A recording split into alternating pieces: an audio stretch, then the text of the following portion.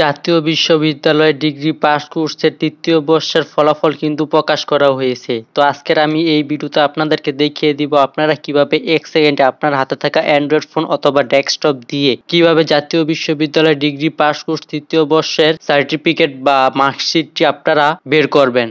আমি কিন্তু আপনাদেরকে সরাসরি দেখিয়ে দিচ্ছি আপনারা কিভাবে আপনারা মার্কশিটটি বের করবেন। যাকে দেখতে পাচ্ছেন বা যে মার্কশিটটি দেখতে পাচ্ছেন সেই কিন্তু একটি বিষয়ে ফেল করছে। তো আমি সরাসরি দেখিয়ে দিলাম। তো আপনারা মার্কশিটটি বের করার জন্য যে কোনো একটি ব্রাউজারে চলে যাবেন। তো এখানে কিন্তু আপনারা NU লেটেস্ট রেজাল্ট লিখে তারপর কিন্তু সার্চ করে নেবেন।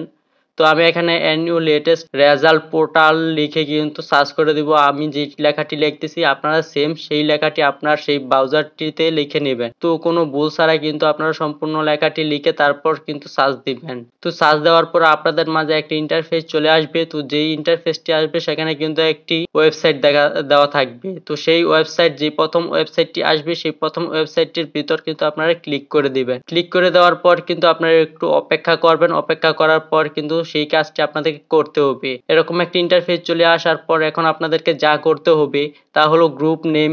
আপনারা যে গ্রুপে আছেন সেই গ্রুপের এখান থেকে সিলেক্ট করে নেবেন। BA, BSS, BCS বা BSc, BBS বা B মিউজিক যেই গ্রুপটি আপনারা আছেন সেই গ্রুপটি এখান থেকে সিলেক্ট করে নেবেন। তো আমি আমার পছন্দ মতো এখান থেকে BSS এটা সিলেক্ট করে নিলাম। সিলেক্ট করে দেওয়ার পর আবার যে রেজিস্ট্রেশন নাম্বারটি আছে সেটি এখানে বসিয়ে দেব। তো আপনারা কিন্তু সেই রকম ভাবে আপনার যে রেজিস্ট্রেশন নাম্বারটি আছে সেই রেজিস্ট্রেশন নাম্বারটি সুন্দরভাবে এবং সুন্দর করে নির্ভুলভাবে এখানে রেজিস্ট্রেশন নাম্বারটি বসিয়ে দিবেন। বসিয়ে দেওয়ার পর যেই এক্সাম ইয়ার আপনারা এখানে এক্সাম ইয়ার 2022 লিখে তারপর সার্চ রেজাল্ট এটার উপর ক্লিক করে দিবেন। তো আমি এখান থেকে 22 লিখে তারপর কিন্তু সার্চ রেজাল্ট এটার উপর ক্লিক করে দিলাম। তো আপনারা এরকম ভাবে সার্চ রেজাল্টের উপর ক্লিক করে দেওয়ার পর একটু অপেক্ষা করবেন। তো অনেক সময় দেখা যায় যে নেটের সমস্যার কারণে কিন্তু এই মার্কশিটটি আসতে দেরি হয়। তো এখন দেখেন সেই মার্কশিটটি কিন্তু সরাসরি আমার সামনে ওপেন হয়ে আসছে বা বের হয়ে গেছে। তো এরকম ভাবেই কিন্তু আপনার হাতে থাকা স্মার্টফোন অথবা ডেস্কটপ দিয়ে 1 সেকেন্ডেই মার্কশিটটি বের করতে পারবেন। তো এই ছিল বিষয়টা। তো যারা চ্যানেলটি সাবস্ক্রাইব করেন সকলেই সাবস্ক্রাইব করে দেন।